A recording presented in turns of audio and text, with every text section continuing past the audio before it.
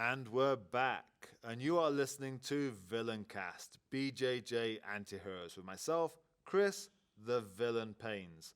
Weekly podcasts featuring either my fellow black belt Naki Arshad on our show Reap the Week, or compelling interviews with other personalities across Jiu-Jitsu. But first, a quick thank you to our members at In Theory BJJ, Concept-Driven Jiu-Jitsu, for fight commentary, technique and concept videos, private coaching, monthly webinars and Q&A sessions. Please visit www.patreon.com/InTheoryBJJ. So this is going to be a weird one. This is live.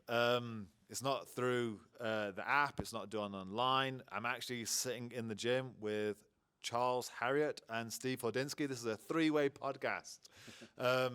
If you're watching this on YouTube, it's going to be very confusing just due to the microphone setup. I have to sit behind the camera. But I am here.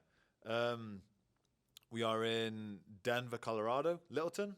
Yes. Yeah, what the hell are we doing in Littleton? How you going? How's it going? We are just fresh off finishing a seminar here. You guys can speak. Oh, yeah. I was like, you had such a powerful interview. I'm like, it seems like he knows what he's doing here with this. Yeah, we're here because, I guess, of you meeting Derek some years ago, and then our friendship being forged with Steve, and then coming back for your triumphant return 2 years later. Yeah, it has been 2 years. And no, you've both been on the podcast separately. I think it's hard to remember now. I think we're up to about 60 episodes, and I can't remember what the hell I've done. But no, we had Steve on prior, and it was a really interesting conversation we had, like your history of jiu-jitsu. So it's really interesting as well. Like, so we've just been sitting on the mats for the past 30 minutes, just talking jiu-jitsu. And I'm like, for fuck's sake, if you guys would just stop, I could then record all this. Because like now we're here and everything's recording. There's nothing to say. Oh no, we can find things to say. I was going to say like,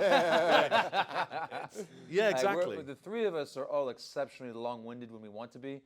There will be things to say. So, super brief then, just in case no one has heard the other two episodes that you guys have been on. Like, I highly recommend going back and listening to those.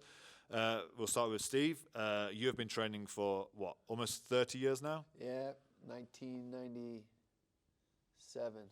Dude, that's so jiu-jitsu. messed up. Yeah. That's, I feel weird sometimes that there's people in the gym and I'm like, wait, I've been doing jiu-jitsu longer than you've been alive, and you can drive, like, or at least like you finished school, and like you're, I can't even Getting old.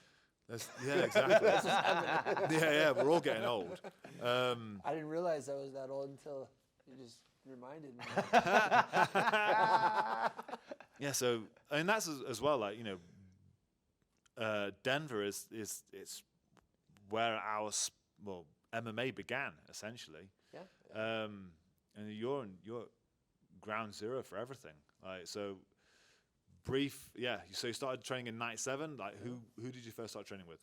So I was in the Navy. I was stationed in Hawaii. I started regular martial arts, Kempo karate, and did some boxing and stuff like that. The striking arts, wrestling was something that appealed to me after watching Hoist in the first UFC. And from there, I went into the military, continued my training, and I just happened to be stationed in Hawaii. I was on deployment, and we had Marines on board, and one of the Marines, Phil Cardella, he was training jiu-jitsu at one of the satellite schools, and they were two brothers that were running it, Chris and Mike Onzuka, and Phil Cardella was one of their guys. And so he started teaching me jiu-jitsu when we were on deployment. He was a Marine, and then from there, just, got really hooked on it. It worked. It was effective. I enjoyed it.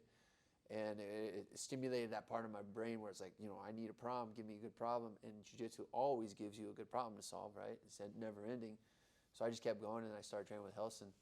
And then I trained with Helson all the way to from white belt to second degree black belt. And then, started working with Master Kaiki, and then third and fourth came from him. So, yeah, I started in Hawaii. It was fun. Barrett Yoshida, he was one of my main training partners, so getting smoked by him pretty much every day, that made you tough.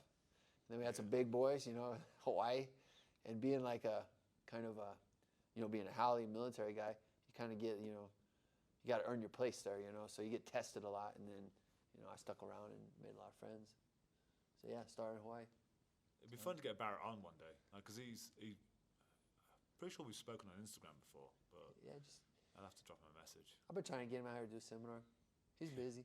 Yeah, He's also like one of the more progressive legends. Like he's kept up. He still competes with the 20-year-olds despite his age, and he hangs. Like you can tell, like he's wanting to continue growing. He's not frozen in time with his jiu-jitsu like some of his contemporaries have been. But like it's always been very impressive watching him, even at like EBI stage and other things. He's always been like, he I'm glad that he was my training partner. I'm glad that I locked in with him for the time he was at Helson's, because he showed me how to do jiu-jitsu or approach jiu-jitsu, drilling.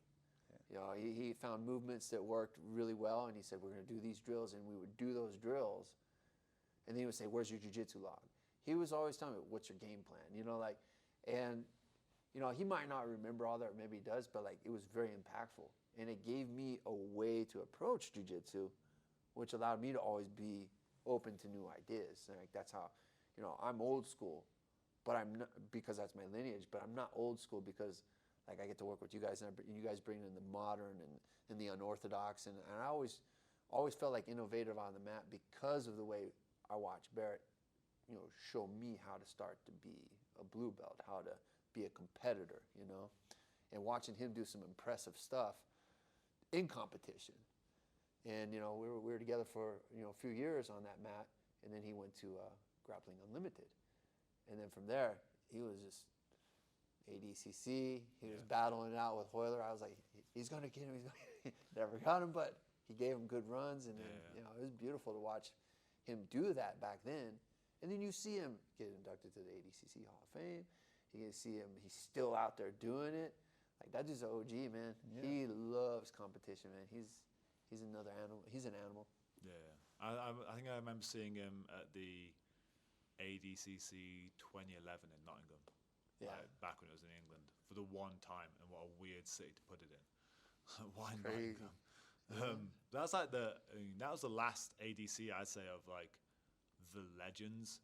Yeah. I'm pretty sure that was the last one where you had Marcelo, you had Rafa Mendes, Henzo was there, Mario Sperry, Jacare, Braulio. But that was the swan song of so many people that by the time the next one rolled around, it was Tonin was appearing and JT Torres. Yeah, it was the new guard, new breed. Yeah. So I was so happy Barrett Rashidi was there. I was just like, wow. I 23-year-old me just couldn't comprehend how big that event actually was. Yeah. Which is surreal. So then moving on to Charles, we're just how far are we through? 2/3 through this now. This seminar tour. And so if anyone hasn't caught up with Charles Harriott yet, if you haven't paid any attention to BJJ Globetrotters or anything I've been talking about or any of the seminar postings that I've been putting up, please remind them. Yeah, I'm Charles Harriott. It's funny that we have a similar background. I started martial arts when I was really little because I wanted to be a Ninja Turtle and just a ninja in general, anything like that. Did Taekwondo, American Kempo, and then oddly enough, my American Kempo school had they called it ground fighting program. And at 16, 17 years old, I was the best ground fighter at the Kempo school. But that's kind of in the land of the blind. I had one eye with cataracts on it, but I could see better than everybody else. And my entire move was just a headlock, and I was dominating with just a wrestler's headlock that I would just squeeze and walk in circles. And we were not sophisticated enough to escape that. So that was a finishing move, a simple wrestling headlock while doing the Homer Simpson. That was I would literally watch UFC and be like, why don't these guys headlock more? They're missing out on the gem. I don't see why all this guard, arm bar, this is too complicated. Just headlock. Weirdly, because I came in traditional Japanese jiu-jitsu. I remember reading about, because the family that taught me, the Tunstall family, And I saw like the Gracie family had their own jiu-jitsu school, and I thought, oh, it's just another family that runs a jiu-jitsu school. Yeah. And then I started to come across BJJ, and I just thought that's stuff a blowjob job. And I was like, what the hell is this Gracie blowjob job going on? It's so funny you say that. I had this T-shirt that I got. It was a brown T-shirt in like the UPS logo, and it said, "What can BJJ do for you?" And back when I had a day job, I went to my company wearing my brown "What can BJJ do for you?" And I walked past HR, and they're like, "Charles, I don't think this is appropriate. What can BJs do for you?" And I'm like, "No, it's BJJ. It's different." It's like, okay, whatever you say with BJJ, not okay at work. And I'm like,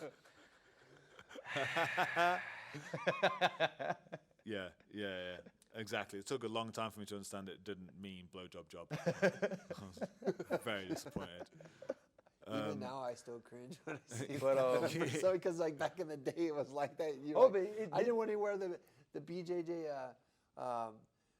Inside BJJ podcast. Oh, they gave me a T-shirt. that's a very Look, I didn't want to wear it but it was a cool podcast. But I didn't want to wear it because it's like BJJ, and nobody really. Know what it was. It's still difficult. It's only, I guess, coming Jiu-jitsu, slightly jiu-jitsu. mainstream now, like BJJ. I'm just going jiu-jitsu. Yeah, jiu-jitsu is easier to say. People are like, oh, it's a Japanese thing. Then they go hi-ya and think it's karate. I'll take that over the other. ones. But then from there, I went to college, and there was an MMA gym, and I walked in there and met some of those guys and realized very quickly that, like, oh, I know nothing about actual grappling. And I went back home to my friends, and I was like, hey, guys, guess what? You all suck. Hey, don't be mean. You want to know how you know you suck? Because I beat you, and I suck. So by the transitive property, you must suck too. Fast forward to getting into judo, kickboxing, Muay Thai, and then I think the time that really got me into just jiu-jitsu was when I got deep into leg locks, and I had the realization that, like, I don't have enough time to be good at everything. Like, because jiu-jitsu on its own, regular conventional jiu-jitsu, was already a lot when combined with practicing judo. I was doing kickboxing at the time, and Choi Li Foot Kung Fu, and some Muay Thai. Like, I was doing all of these things at the same time, and then, like, I want to be great at leg locks. I don't want to just grip it and rip it, like was kind of the fashionable thing at the time. And I was like, I just don't have enough time. And so slowly they died off. Kung Fu died off. Judo died off a bit, until it was like, I guess I'm just doing jiu-jitsu. Yeah. So, and fast forward to leaving my job in 2017, and then started traveling in 2018. Slowly got this cool situation where people are willing to pay me to teach them jiu-jitsu. And I haven't gone completely broke yet, so bills are still getting paid. So I get to keep traveling and teaching people jiu-jitsu. So I think that's one of the things about this little triangle we've got going on right here. This menage a trois. keeping the line going. Blowjob, job, menage a trois. Let's do it. Is especially like when we were talking earlier about how we teach white belts. Steve and I are running our own academies and having to build programs from the ground up. And you're most on the seminar scene. Like it's interesting like how you then progress your jiu-jitsu and how you then come across your teaching ideas compared to us, where we have to just like bash these things into people's heads on like a daily basis. I think it's an interesting. I've always tried to climb into your head to like figure out like, how you're approaching jiu-jitsu compared to like what we have to do and have to like unravel so much stuff. And like if we adopt something new, if we want to try and be progressive, we have to look at our white belts and go, shit, sorry, kind of taught you wrong for a bit there. I have to show you something else. Yeah, I think that I've made some shifts. In the very beginning, I knew that, especially when I was first traveling, like I wasn't certain I was ever going to see these people again, right? Because like when I first started traveling, I didn't believe I was going to keep traveling. I was like, I looked at my savings and money that I had left from my day job. And I was like, I can probably live for about a year because I live really cheap. I can live for a year on this, and then I'll probably go back to the regular world. And so I was like, teaching a seminar in Vietnam, like the chances like I might never see these people again. So I'm not going to start them off. All right, here's 2 hours of spider guard that you will promptly forget as soon as I leave. And so my whole goal was like, I need to leave as much of an impact as I possibly can in the amount of time that I'm there. And that's part of what led me to kind of searching out what am I good at that other people aren't, and what'll stick. And actually, it's very similar to the nature of how you like to teach seminars now, because of the fact that, like, I'm not going to get you amazing in a move in an hour, but I can ideally leave a nugget in your brain of like, huh, if I can make you go, huh, and make you stick with that one piece. And so I realized, let's try and speak of things as simply as possible. Let's try and get things into compelling sentences. So I got obsessed with the notion of compelling sentences, which is part of why when I first met both you and Preet and listened to you teach, Preet had a couple of compelling sentences. I'm like, fuck, that's the sentence I've been looking for 2-3 years, and he just said it better than I did. And so I can be angry about it, or I can just rob him with accreditation. Because I used to say the checklist, right? Every school, and I thought I was clever about it. Every school says head, shoulders, hips. I was like, head, shoulders, hips, backs of knees. And I was like, I got the fourth one. Everyone else is stuck on 3. I felt better. But when he described it as a continuous space, I was like, fuck, that's good. Because then I don't have to be at your hip, because it's still useful to be at the side of your quad or in your ribs. And so I always did that. And then when I was teaching technique, like Leg Locks 101 was the very first thing I obsessed over, because I realized a problem in jiu-jitsu. Everywhere I went, we had our jiu-jitsu stupidity at the time, which was leg locks are both useless and dangerous. And I was like, how? How can they be both dangerous and not work? And so I made a whole course on making things safe, and I did that a bunch of times, and I was like, really slice things up small, but I'm teaching a lot. And what I learned back in 2021 when I did kind of what you guys do, because I got a substitute teaching job in Albuquerque, New Mexico, where I was running a gym for a month. Yeah. But I was still, at that point in time, in the mentality of teaching a dense hour. And what I realized is people cannot handle a dense hour of seminar-style jiu-jitsu every day for a month. No. It's just too much. It's too rich. It's like you're going to eat that overly sweet, decadent dessert on your birthday. But if you eat that every day, you're going to get diabetes. And so, like, I had to shift back to teaching less, which I think is more of what you guys are doing. And I had a situation back then where I was asking a bunch of my friends, what is the first thing you teach to your students? And realizing that there was absolutely no standard in jiu-jitsu as to what fundamentals or basics were. And so that's kind of what led me there. Was like, I wanted to make sure that I was memorable and that I had an impact. I didn't want to just do what I had experienced in seminars, which was, wow. So when someone teaches you 87 things, that guy's so good. Like, I'll never be able to do that. Like, he's a world champion, he's amazing, he's so gifted and talented, or she's so gifted and talented. And you leave, right? Like, there's a whole YouTube channel called, like, Less Impressed, More Informed, or I forgot what it's called, Less Impressed, More Involved. But, like, I felt like seminars were about convincing people that you were good at jiu-jitsu rather than helping them get better at jiu-jitsu. And I kind of set my seminars up to be the antithesis of that.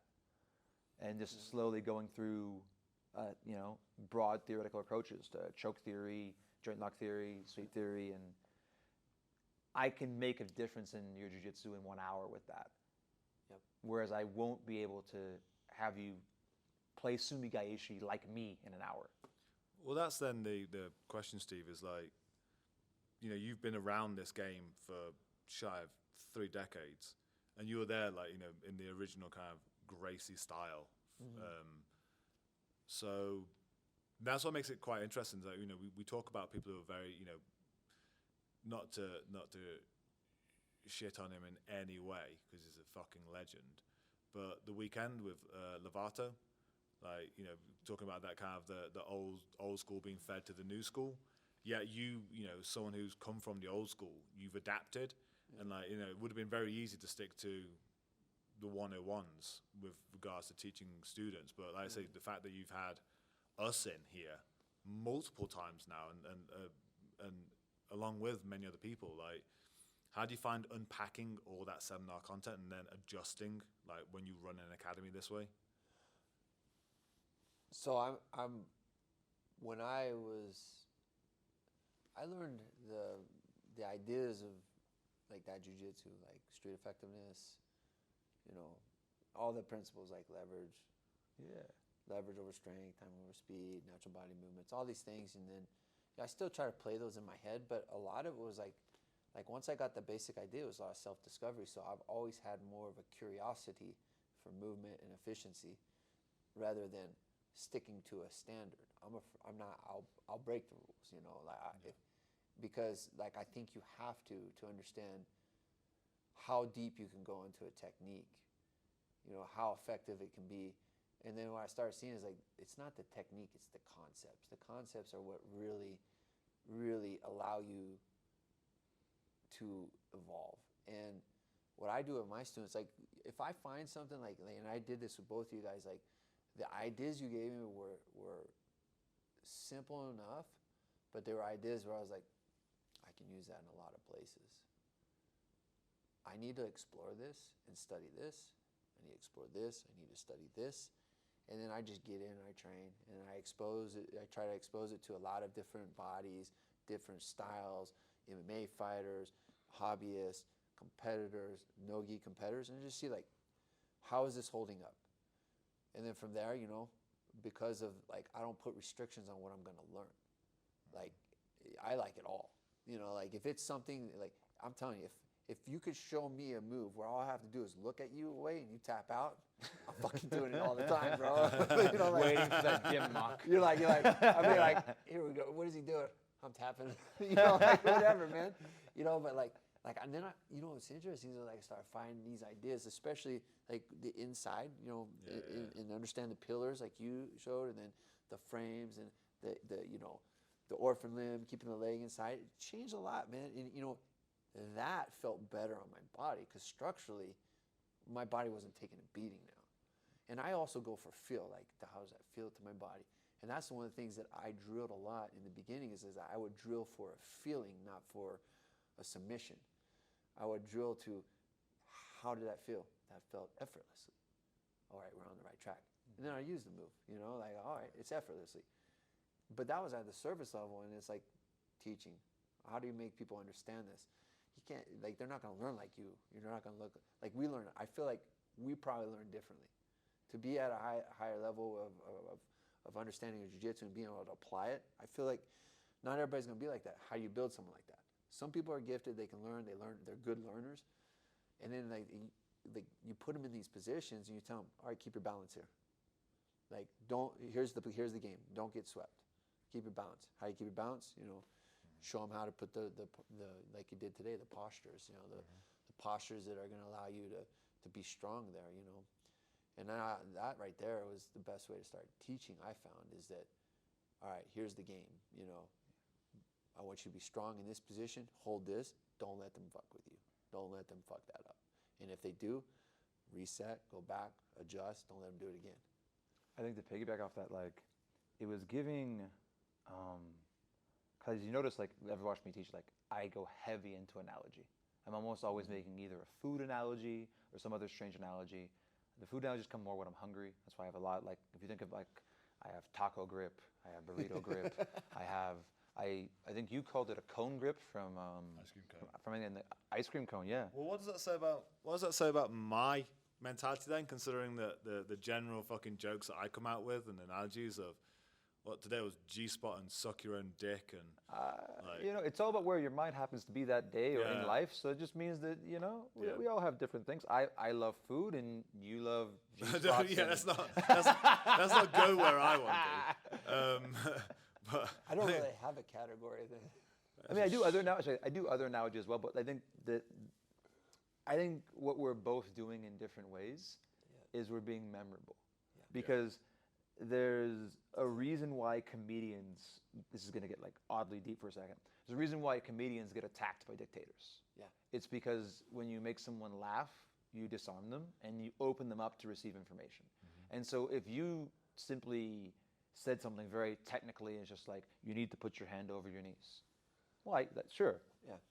But as you're laughing, like, my G-spot's my knees, and you have a mental image of a 12-year-old looking up at Mama, I know where that entire story is stuck in your head. You will not forget this seminar. And So even if you need the anecdote of that silly situation, now it holds something. It's like a carrier. It's like a vector for the knowledge. And the same reason why I also I think humor is incredibly valuable to the learning process to many people. Just like there are how different people learn. So like I have to change how I teach things through traveling. That's one thing that the seminar teaching really helped me, is like the way I taught a seminar in Israel or Taiwan, where English is not the first language, and many people, if I speak too quickly, will be lost. It will be very different than how I teach that very same seminar in Florida, where almost everybody, English is their first language. I can speak very quickly, or at least they're fluent in English. Even if English is their second language, like, yes, I know lots of people speak Spanish in Florida as well, but I don't get people in Florida being like, Charles, I need you to slow down. We can't understand you. Whereas when I was in countries where people are not universally fluent in English, I would have that situation where I got to speak slower, or even cultural references, right? No one freaking eats tacos in Israel. I had to change it to a pita or a falafel. And so it became the falafel grip and the lafa grip, because those are the foods that they ate there. And so like or even when I went to Germany, it's Döner kebab instead. And so like it needs to be culturally relevant, especially because I'm not from most of the places that I teach. Even the fact that I know that street food in Germany is Döner kebab, it connects me to my students, because like now I'm revisiting my first time there. Like, oh, like he appreciates our culture. And so like we've been talking about it a lot this trip. Like our job and the job of a comedian is similar. Just instead of simply trying to make people laugh, we're trying to convey some knowledge that they keep with them. But the secondary thing that we have, the comedians don't, we also want these people to be able to move their bodies in a way. So it's not, thinking differently is great, but they also need to move their body. And so relating things. Most people are not doctors.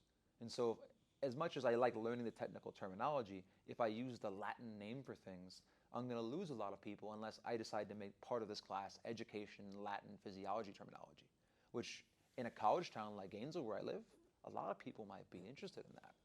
But if I go to other towns, they're like, hey, it's a leg. Don't get me into that fancy shit. Just call it a leg. That's enough for me.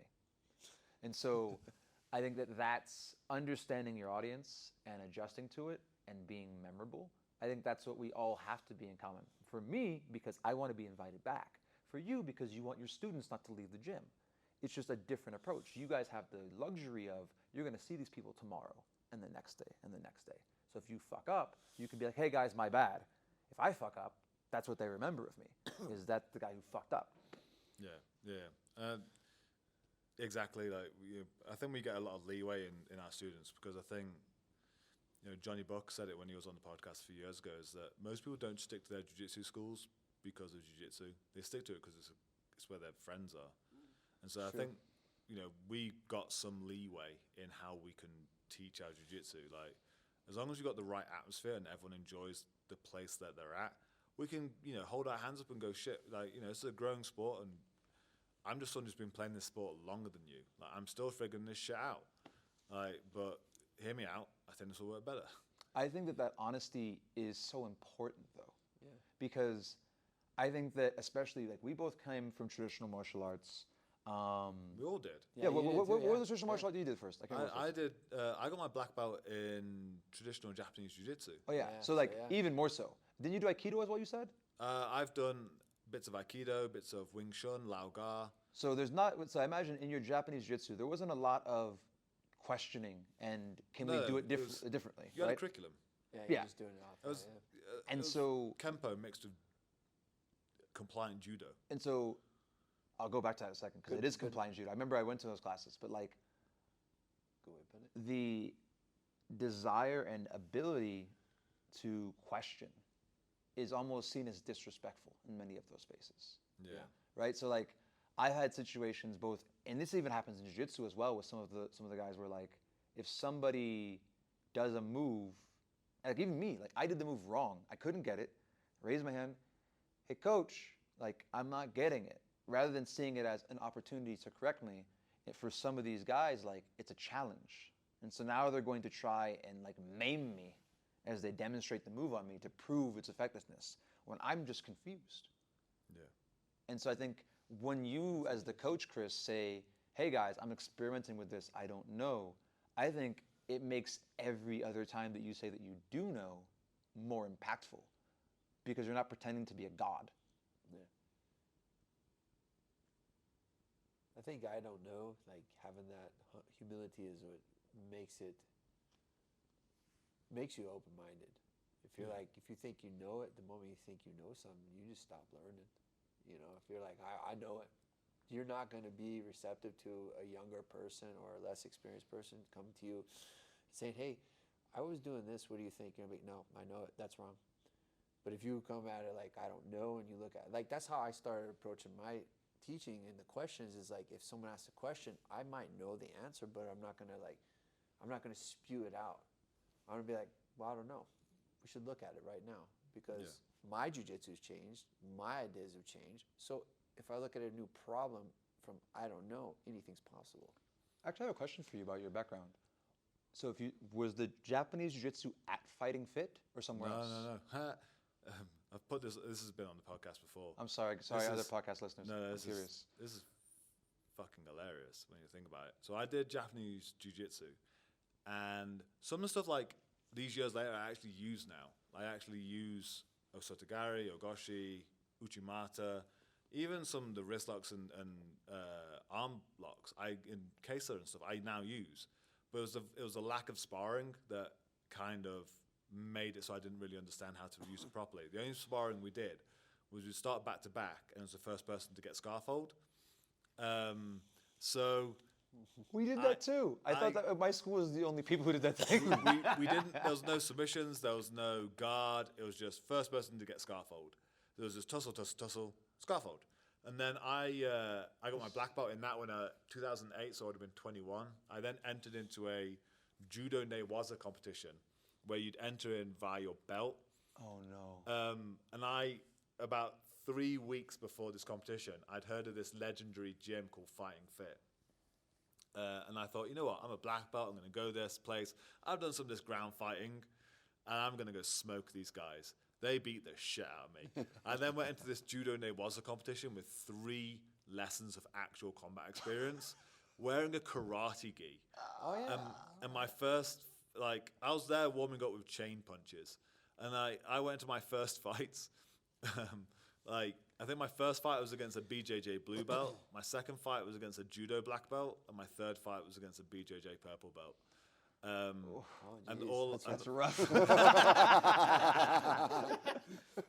And all I knew was scarfold, and I was wearing a karate gi, and they were slamming chokes on, and I thought this is cheese wire. They're gonna cut my head clean off. Yeah, it's so funny that you had that experience. I wonder what that training methodology is. 'Cause I thought that my gym of karate guys doing ground fighting were the only people who did that training method of starting back to back and going for scarfold. Because that was our curriculum as well. That's how I ended up loving the headlock. Yeah. Because a headlock is pretty much almost scarfold. Yeah.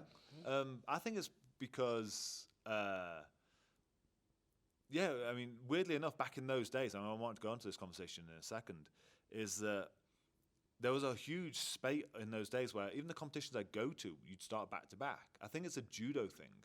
I've seen it in the military. Yeah. If you watch, you'll see it in the military. You'll see that, and it's usually on gravel, some guys in boots starting back to back, and then they go. I have no idea why the fuck that came from. we did that. So many of us. You did as well. In the military. So many of us would headbutt when that happened. Whack. So, it's funny, you remind me of this story. I was, before we got home ported when I was on that ship, it was stationed in California before I went to Hawaii. Yeah. And I went to this Kempo karate school, and I already done Kempo karate, so I'm like, all right, I'm gonna find a little home. It was a Parker lineage as well.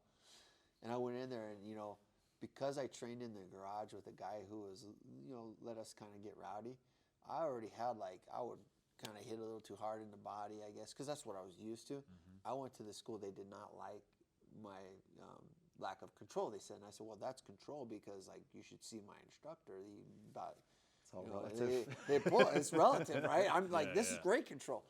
And then there was one day I came on and they were doing all ground stuff. And all I did was sleep for the scarfold on everybody too. And that's how I won most of them. And I was like, and it was a Kimbo school that was doing it, but I was like, I got this. I got this. And then, when I ran to real jiu-jitsu, got my ass whooped real quick. And I was like, we're good. We're going to learn this. We're going to learn this. Crazy that all three of us, independently, like Florida, California, UK, were taught the same kind of like, it was not nothing. Because it was enough that we all were winning in our small little fish pools.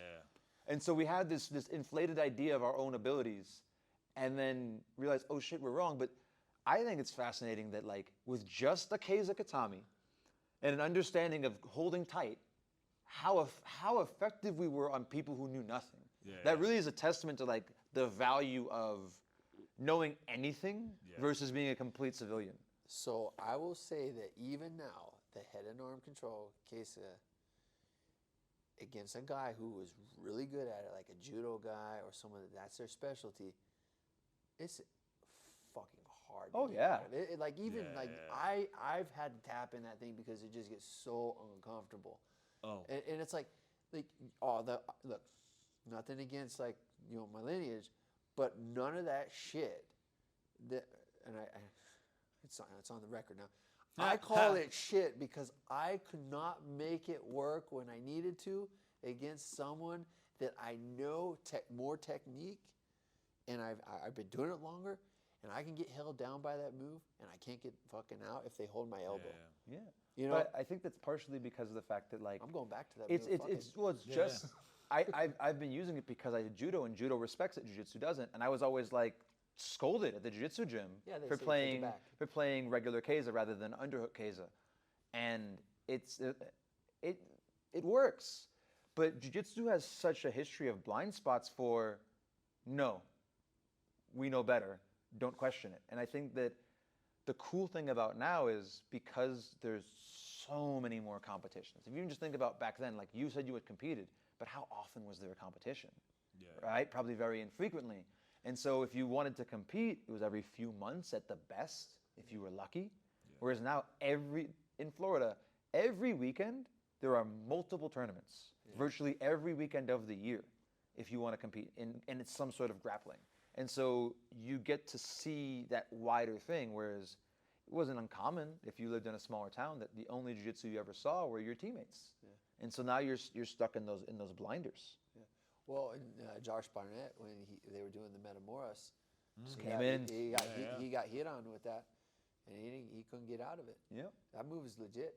And when we're talking here, when I teach, anytime I'm going from here to here or here to here, X mark the spot, I just call it looping, creating loops. And if you think about like if we get a good Keiza, we've created a loop. But if you go back to what Chris says, right? Like it's exactly what you say. You're peeling out. And you're in that space that we care about, and you're attaching to a head. Like it's fundamentally sound like in theory. It's painful. It turns to something that can choke you, put you out. Like peeling the elbow is what I'm talking about. It stops your rotation. Well, did you get when we were in Memphis? Yeah. When was it Mark? Did Mark put you in his Keiza? No, he did not. Oh, I asked for that. Yeah. There was a guy. Oh no, he did. Yes. Big old boy. The wrestler guy. Yeah, in his 50s, Olympic alternate, used to train with the Schultz brothers. Oh shit! Say no more. Yeah, we're good. Exactly. And he was That's miserable. He was showing us some ideas, and he said, he's got a good case. And I was like, I need to feel this, and he put me on it. I was like, Jesus fucking Christ! Like this feels like it's going to blow my chest out. I've been put in two like that. One was a big 240-pound judo black belt from Europe. I forget his name. He came in, and I couldn't move. The other one, Ian Heinisch. Ian Heinisch, like he did an instructional for jiu-jitsu on the go where he did his head and arm. He can catch this thing really. I roll with him a little bit, because he was coming back and I was going to be his coach. But we played in Florida, or either Florida or wherever PFL. Chris was there. We went out there. We were in his corner. I think it was Florida. We went to the PFL in Florida for Kamosi. And we started training. I already knew he was good at this move. And when he started passing, as soon as he got to that, I knew he was going for it. I just shrinked the elbow.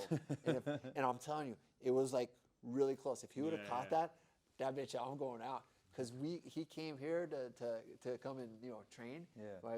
He comes here to do his camps when he was fighting. And we were training here. We get in the position. I was like, hold me in the position. Spent tons of time in the position, and like no avail. Nothing. Nothing worked. Kamosi, he's like, all I do is he will take his thumb and you push on that shoulder and try to Heisman up a little bit to take the pressure off, and then like rock him and try to wiggle out. But man, I tell you that hurt. But to go, I didn't want to do it anymore. Fuck that. to go back to what we were saying about that idea of being mortal to your students, I think that we're kind of diverging, right? Because all three of us care about why a lot. And we obsess about why. Well, because why is what makes you a great coach. And you said it yourself earlier, when you understand why, you have the power to self-improve. I've heard you use the phrase self-healing jiu-jitsu in the past, right? That's good. And that's what it is. However, it's not for everyone. I've met people who have no interest in why at all. They just want to beat people up and win. No, coach, just tell me what to do and I'll do it. And you'll meet some of those guys who they have no idea why what they're doing works, but they're emulating someone very effective, whether they're trying to be a clone of a Mendez brother or a Gary Tonin or Gordon Ryan. But if you have a similar body type and you emulate someone whose body type matches yours and you just blindly follow them, you will have a large amount of success. Now, mind you, you will have a ceiling. You will never be able to be better than that which you are copying if you are blindly copying. But if that which you are copying is presumably top 10, top 5 in the world, and you're trying to compete at a local blue belt tournament, that's going to be enough. You know, it's going to be more than enough. Whereas on the other end, when you obsess about why, well, when you get put in that new weird submission, you can now problem solve your way out of it live on the fly. A person who doesn't understand why cannot. All they really have is, well, maybe I should just do something harder, faster, stronger. That's all they have because they don't have why. They have their steps. I do step 1, 2, 3, 4. And that's going to be powerful for them if the 1, 2, 3, 4 they've been taught is a good 1, 2, 3, 4, which in a way is, I think, what the Gracie system is. It's an effective set of moves that, if done in sequence, is relatively easy to acquire and learn. Because think about what, there's the steps to jiu-jitsu, right? Like get the match to the floor, get past the legs, get to a position, get to a better position, ultimately being on the back, being the best position. Like that, it's a good set of steps. And even more specifically, right, if you had like in the Meow days, like if you were just a Barambola player, that was enough to win most tournaments in that era.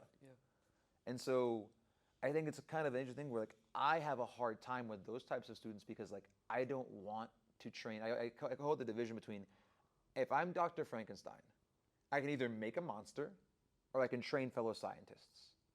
I always find it so much more rewarding to train up fellow scientists because I can learn from them.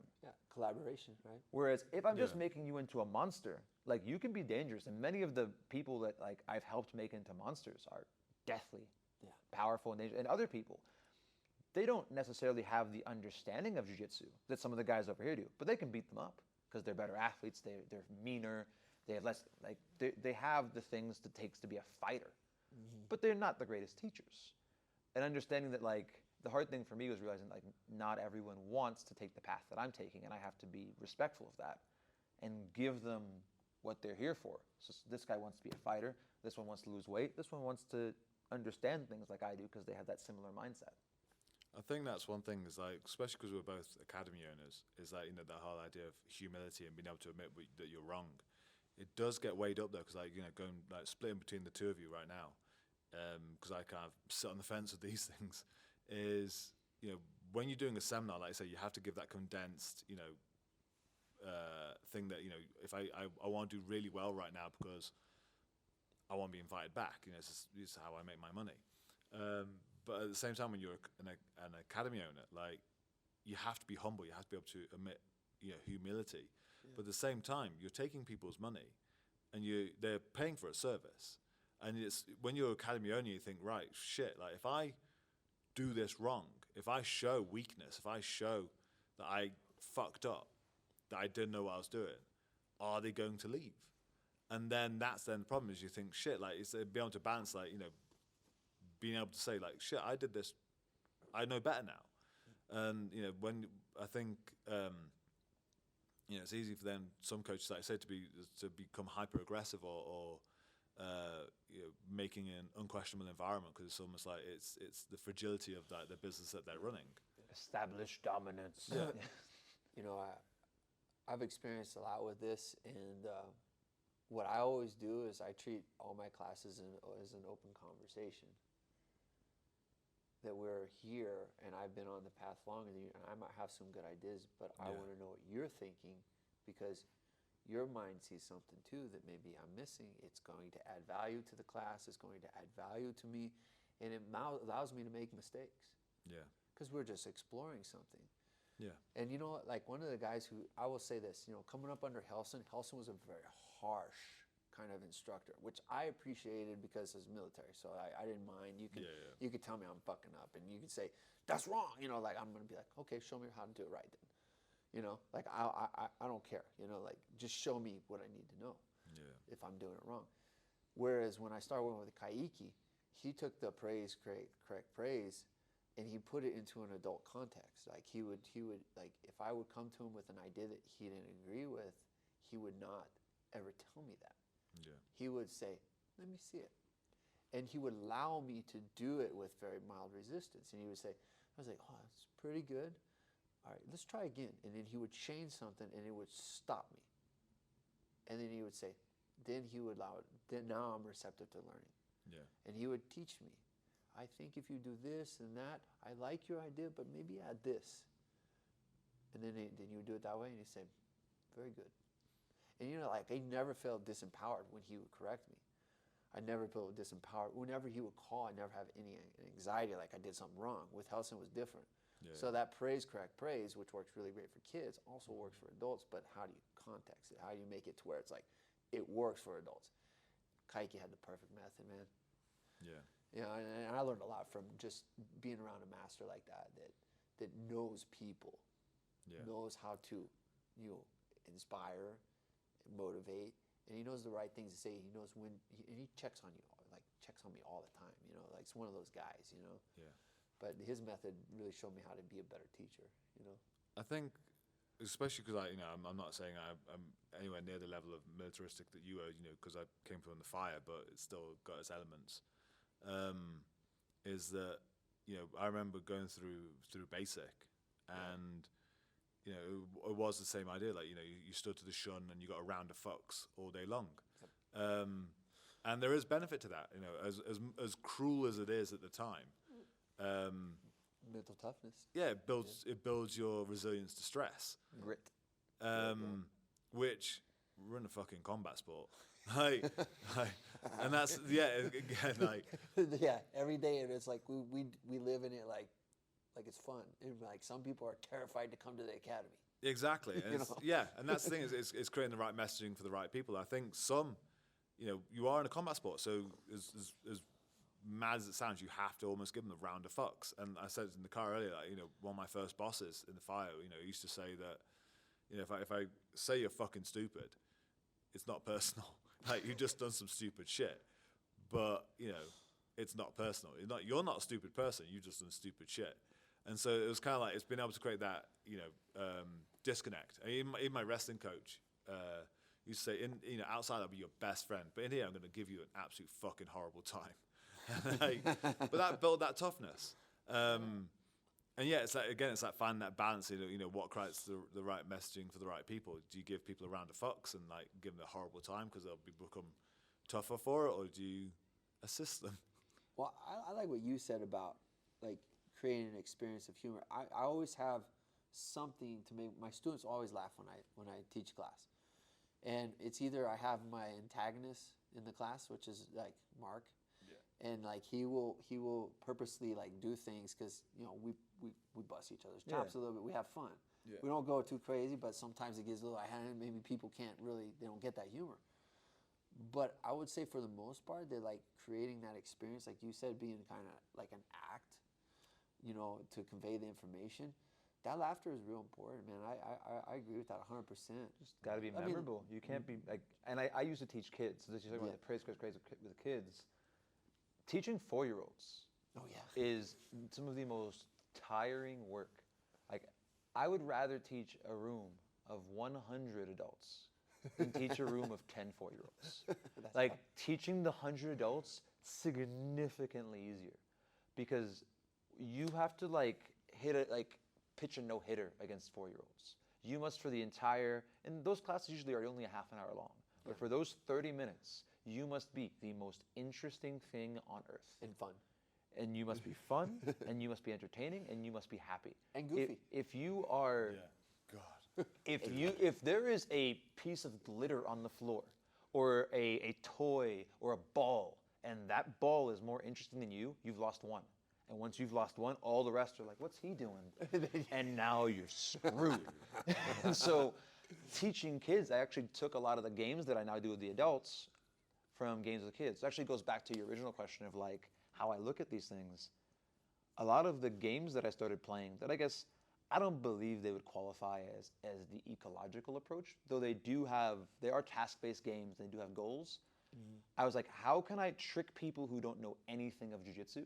Because I still am regularly teaching at karate and kempo gyms and places where no one does jiu-jitsu. Oh, wow. And you think that teaching white belts is one thing. No. Teaching no belts, it's an entire room of people. Imagine having an entire room of intro people, which I imagine when you started your gym you had, but you've had at least 1 or 2 seasoned people around for quite some time now in your gyms, both of you.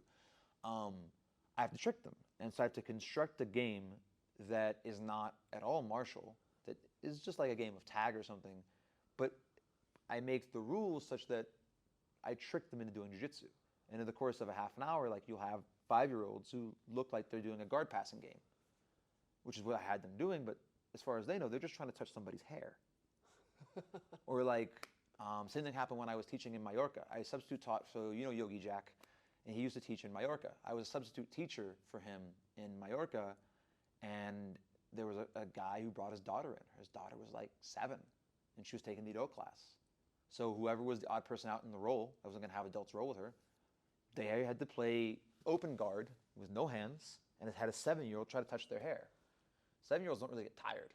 No. So you're effectively doing an ab workout for the whole time. And so like, I love all of that stuff, and it's the constant evolution and changing. But I personally think when it comes to the showing weakness that you will lose people when you show them that God bleeds, right? When you show them that you don't have every answer and you're not God. Mm-hmm. But the people that you lose, they are the same people who want the cultishness of jiu-jitsu that I don't think any of us really want. There are some guys who lead into the whole idea of being treated as a deity in their gym. Yeah. And at least, like, we'll make jokes, but I don't think any of us actually want that. And if someone really wants that and you tell them that you're fallible and that makes them leave, your school's probably better for it. Yeah. One question before we start wrapping up, because amazing, this has only been going for an hour, pretty much. Oh, wow. You mentioned just before we started recording, you got fanatics happening. Yeah, I did the arm entanglement with them, and then I that sells, you know, when they put it out for the daily deal. So I reached out to him. I was like, hey, I've been doing a lot of MMA work. I think you guys would like this. So I was gonna do the bladed guard for him. And that was so good. Like, it's taking the stuff that we've all done, but like, I've never done that, and like, I'm gonna steal the shit out of it and use it now. But like, it's brilliant. I love it. So bladed guard by Steve Hordinski, that is going to be created for we've just been playing with that in the gym, and even I'm like, you know, hopefully now, even though I'm going to put him on the spot with this, I'm going to get a little snippet for the YouTube, just of this bladed guard, because I ended up on my ass more than I expected, and it blends in so many things we've been doing together. It's like right next door to like all of my stuff that I was testing over. Right next door to my stuff. I'm like, oh my God, it is a good job we came back to Denver. Well, it was inspired by both of you guys. Yeah, and to see where you've taken it, like, I am so... And it's right with what I was talking about with the whole idea of like, we've taught our stuff all over the world, both of us. Yeah. I don't think anyone has taken it and like, because there's one thing just to ape it and be like, oh, I will put my elbow here now, or I will play running man like Chris does, or I will understand. But you've taken it and you've put your own seasoning on the thing, and now I don't do that. So I can't say that you got it from me because I don't do that. Like I do pieces of that, but that what you made is your own contribution. You've taken and added your own stuff. I think it's great, man. So as the final bit we're going to finish up on then is hopefully Steve is just going to give us a quick. I don't, because he's going to give us a full Fanatics like one day, which buy that shit. But we'll get a snippet now of bladed guard and how. And if the Fanatics don't want it, I'm going to do it with you guys. Yeah, so it don't matter. As you can see here, I've got some decent kit for recording. So we're good. Yeah, you got it. Yeah, so just give me a second. I'm just going to make sure I can see what the hell I'm doing.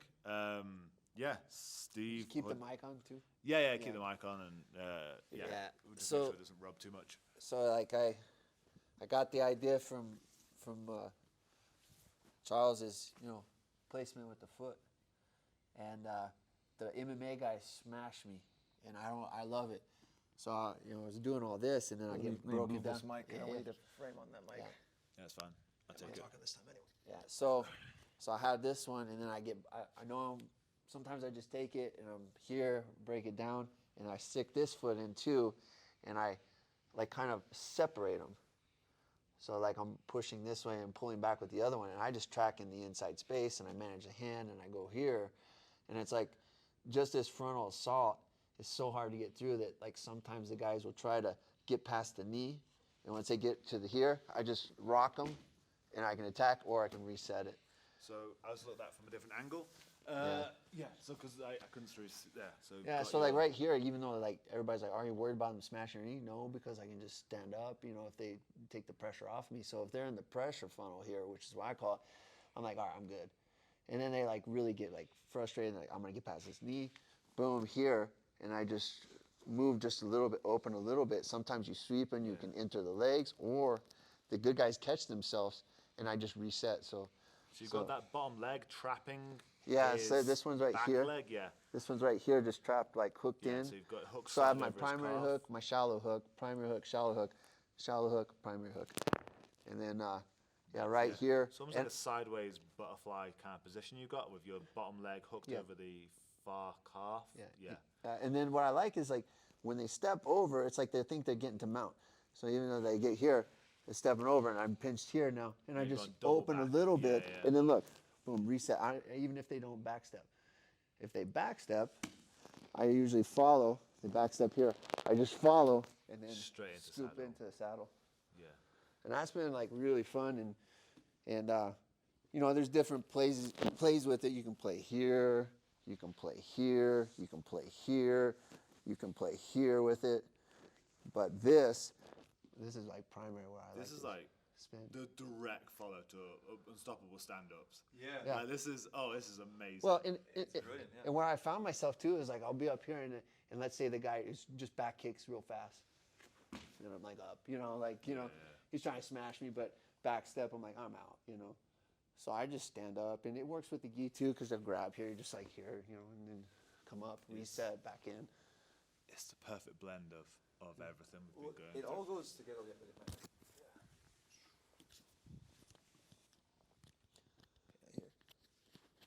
It's like, to me, it fits in really well because I got so obsessed with stepping on that calf. Well, I was just switch positions real fast. Yeah. But like for me, because I'm always trying to defend the leg lock, I always kind of kept my foot on the other side. So I always came here. Yeah. And for whatever reason, I never did that. Like maybe what you're talking about with the sidedness, like my left leg, I don't play it very often. But when you fold to your side, I'm like, oh, this is like a scissor sweep. Yeah. It's like I'm doing a scissor sweep between your legs, like a scissor butterfly baby. Mm-hmm. And like, this feels really freaking cool. And the leg attacks too, man. If you knock them off balance, all that stuff is like and right then there, John Wayne's. All my other stuff that I like, because I still see that. I can always just get up and play the game that I'm currently playing. Limit and so like it really ties it all together. And I like it too. Like right in this position here, I would just switch sides right into it. Like that way, like I'm always I have like a way to get to it from both sides. That's so perfect. we're just out of time. This is about to die, this recording. This was dope. Thanks, man. This is amazing. Please check out Steve Hordinski. Please check out Charles Harriott. Links in the YouTube video.